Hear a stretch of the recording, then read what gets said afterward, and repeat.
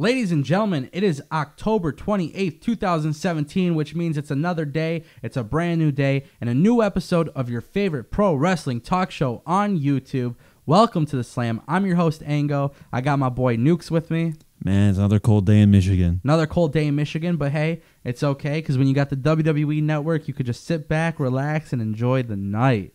So you worry me sometimes, man. That's all right if I worry you, because listen, I got a lot of value behind the opinions of some of the stuff I report on. Nukes, I got to get your opinion, man. We heard about Neville leave the WWE. That saddened me, and it was quite the shocker to me, honestly. Quite the shocker, yeah? Yeah. Well, I will tell you this. A lot of the reports that came out recently weren't 100% certain that Neville actually walked out. And then we got official confirmation that Neville, according to reports, has been officially granted his release. WWE has just yet to release that information. However, I think it's all pretty much confirmed when you see on 205 Live he is no longer on that They took him out the intro. They took him out the intro. You know why? Guy, petty. I think so. I mean, I don't think they want to announce the release just yet. I'll give it. I'm sure. It's probably going to be a whole quiet exit. Quiet exit, and hopefully that's the way they go about it, because Neville is probably one of the best in WWE. Oh yeah, I think they really limited him on what he could do. I mean, watching his stuff on YouTube years before he came in, just being absolutely mind blown at the stuff that he was doing in the ring that I've never seen anybody else do. The guy is quite the athlete. The guy looks great. The only thing that he lacks, in my opinion, is talking on the mic, but his athleticism backs it up in the ring. Hold on, but even the talking on the mic, he recently got better when he became a heel. Yeah, when he became a heel, that really pumped life back into him. I've always liked him. Like I said, it was the whole mic situation. Yeah. He didn't have the great mic skills, but like I said, the whole athleticism behind him helped him out a lot. But then when he turned heel, became the king of the cruiserweights. That was some of the funnest stuff I've seen on Raw in quite some time. Well, I think when you look at how bad the cruiserweight division has been, and then you see a guy like Neville, who realistically, in my opinion, I've been saying he should be a future WWE champion by winning the money. Yeah, the guy looks great. I mean, he's short, but look at the guy, man. He's like better built than most of the guys on the roster. 100%. And sometimes I feel like, I was like, oh, this is the kind of guy that you need to give Money in the Bank to. Yeah. He's got to win by surprise, and he's got to be the guy that does it on the same night. Like, he wins, cashes in, and, maybe it's Jinder Mahal versus John Cena. Yeah, you've been playing way too much GM mode, man. Bro, I play a little bit of universe mode in 2K18. Is that what they call it now? That's what they call it now. Yeah, it's probably the greatest mode in video games. I'm so far removed from WWE 2K18 and all that stuff. I'm still on, like, No Mercy, Virtual Pro Wrestling 2, all that stuff. Random thought, but I'm going to get you to play some video games on this channel. I got you, man. I'm down. So I might hate 2K, but it's whatever. But anyways, no, you won't hate 2K. You won't hate 2K because it's really, really improved this year. And the thing about Neville, bro, they have his entrance, his ring, everything. Oh my gosh, everything about Neville is accurate, spot on. And that's the thing about Neville, man. When I play with him in the game, right? And I know we're talking about a video game here, but when you play with him in a game, you realize just even playing through this game how big he can be. Yeah, he's a superhero. When you look at him, I think kids could gravitate to him.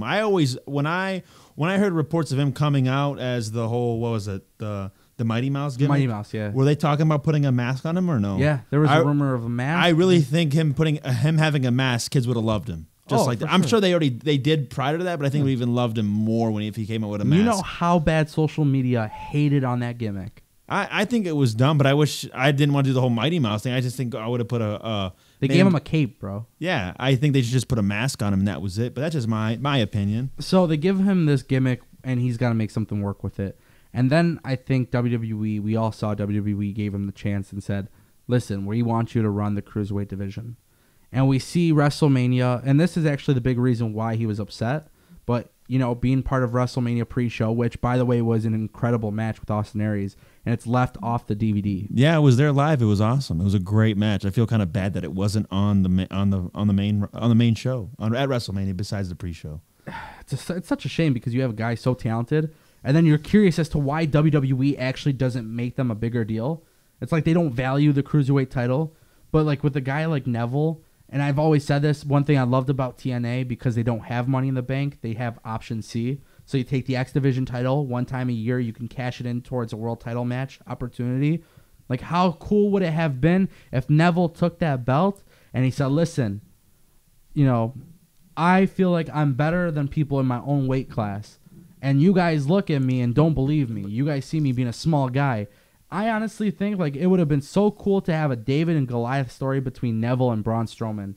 I feel like it would have been so random and so crazy. I think even against Lesnar too. Even Lesnar, yes, because he's not built like a small guy either. He's muscular. He's like, yeah, he can. He looks like he's a strong guy too. I mean, just look at the guy. He's massive. You ever see his deadlift German suplex? Yeah, I've seen that. Insane. Yeah, it's magnificent. So he walks out on WWE, right? And we get some news that he walks out on WWE and he cites it as personal issues with WWE. Creative differences. We hear that he's upset with WWE because financially they're not giving him royalties because they left him off the biggest DVD of the year. And 1,000%, I never expected Neville to, walk away from WWE.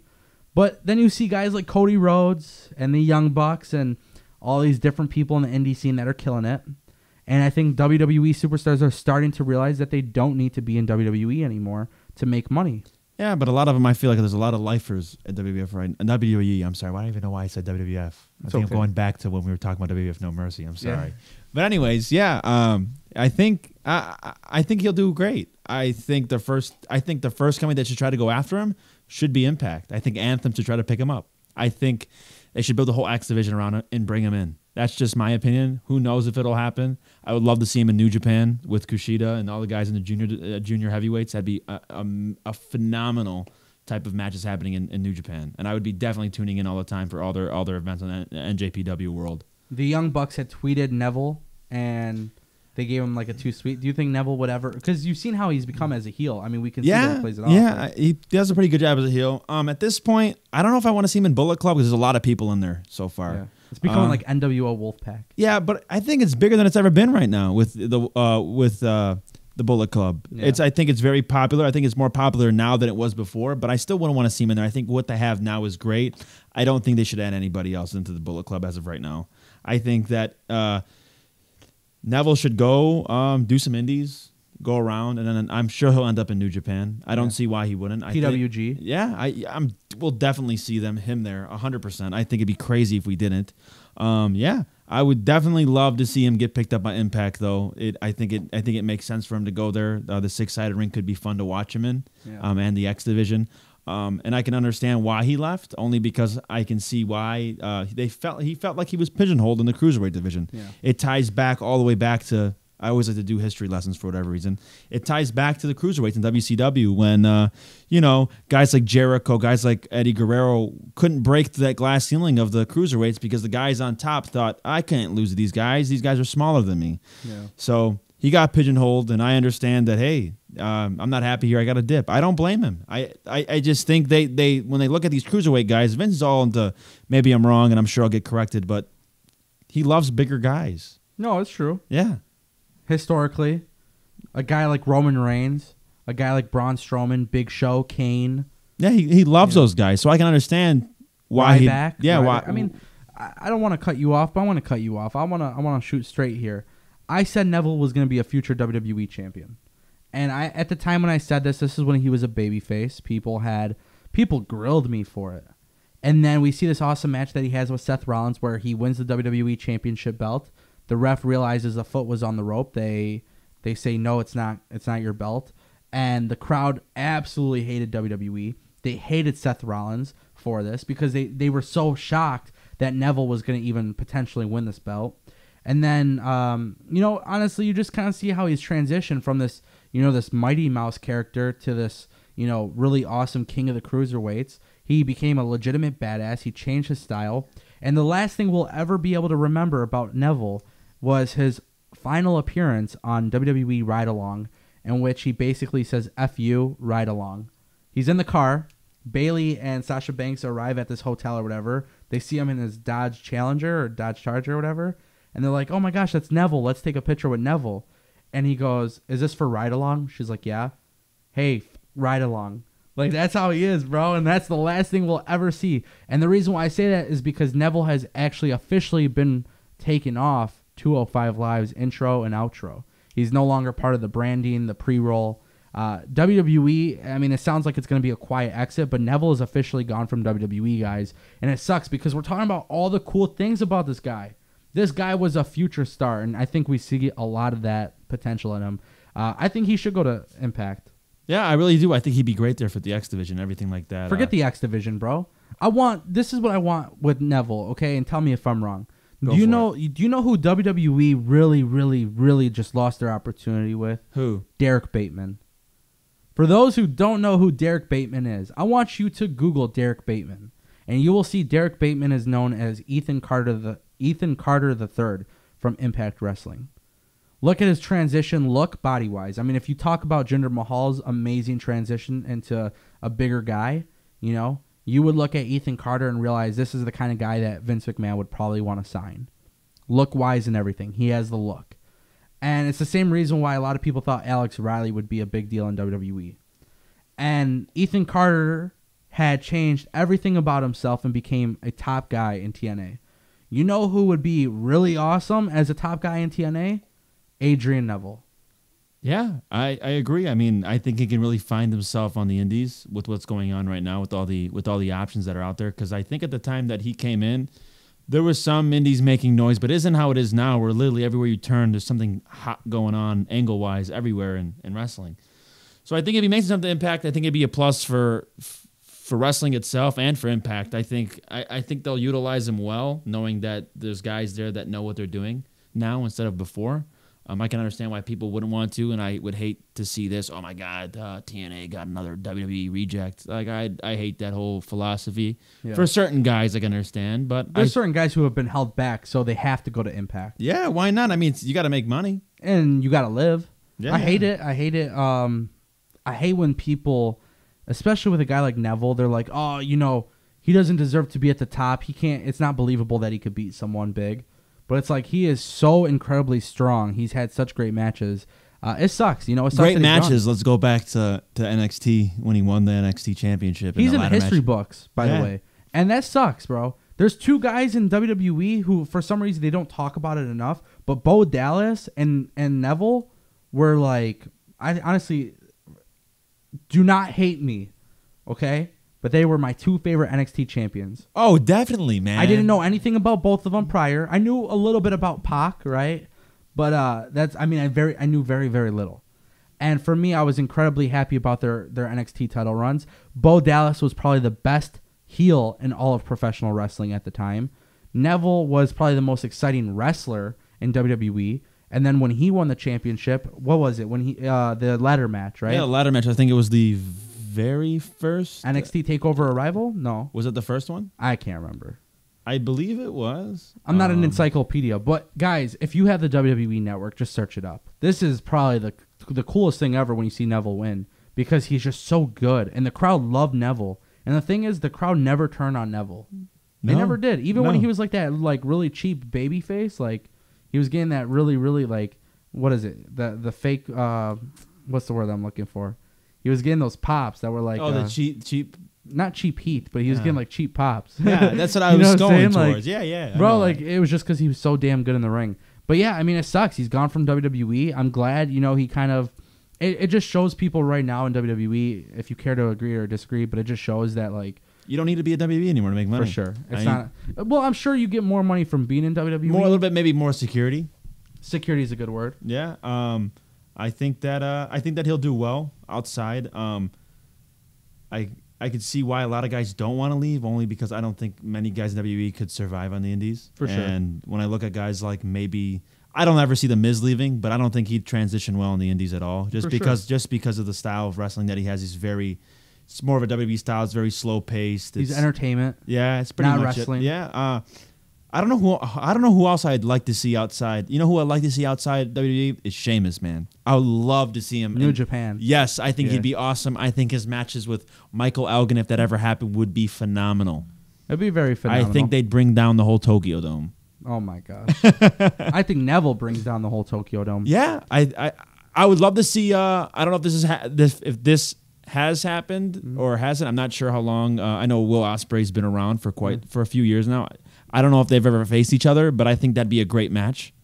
It'd be very insane. I think that would get a lot of people talking, and I know Jim Cornette would be foaming out the mouth because of that match. So I heard a small rumor, and this is my final thought for today's video. I heard a rumor, and I really, really, really hope this is true, because I think this is the best time to do something big with him. But I heard that this rumor came out that Adrian Neville is not leaving WWE. And the reason why he was taken away and taken off of the WWE 205 Live intro, and he's, hasn't been talked about or officially granted his release as like an announcement of some sort, is because WWE has plans to have him run with WWE UK. In terms of what I heard was the King of the Ring. That's some report I read. Not sure. But they wanted him to break away from the cruiserweights and start joining guys like Pete Dunne, Trent Seven, Mark Andrews, Wolfgang. Yeah.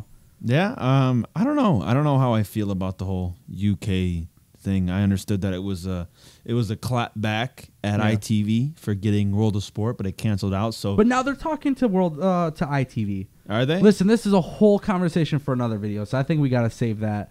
Because I think we can do some digging and really, really talk about WWE UK, whether or not it's flopped. But yeah, Adrian Neville's gone from WWE. I keep saying Adrian Neville because I really hate that they took out the Adrian I don't part. Understand why they do that. I think it's silly. I think the wrestler should have a full name unless it's like a name like Edge or The Rock or something like that. Undertaker. I don't think you remove someone's last name. First name or whatever. I do like that they did just Big E because Big E Langston was a weird name. But that's a whole different topic. Neville, Biggie Langston, oh my God. So many memories of Adrian Neville. Share your best ones in the comments section.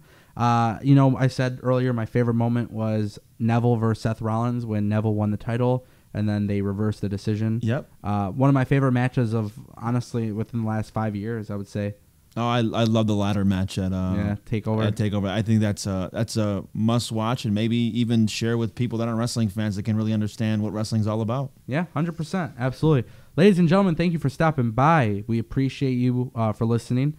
If you guys aren't subscribed, click that subscribe button and follow me on Twitter at Tango with Tango. I would say follow me on Twitter, but I'm still using MySpace. I kind of ran out of top 8. So if you want to be in it, please follow me or add me on it because I'll love to put you on my top 8. Actually, Ango's not even in my top 8 right now. That's true. So get it while you can. But we're going to try to get him on Twitter. He's still using a flip phone, Motorola Razr. So, just trying to get him to move with the times. But everybody, thank you for watching. Nukes, any final thoughts? No, none at all. Thank you guys for listening. Keep some comments. Send us some topics that you guys want us to talk about. That'd be great. Cool. It's been a blast for the last, almost 20 minutes now? Yeah. All right, man. Yeah. Cool. I think we're all set. Adrian Neville, please come back. Don't leave. All right, guys. Take care. Enjoy your night. Bang, bang.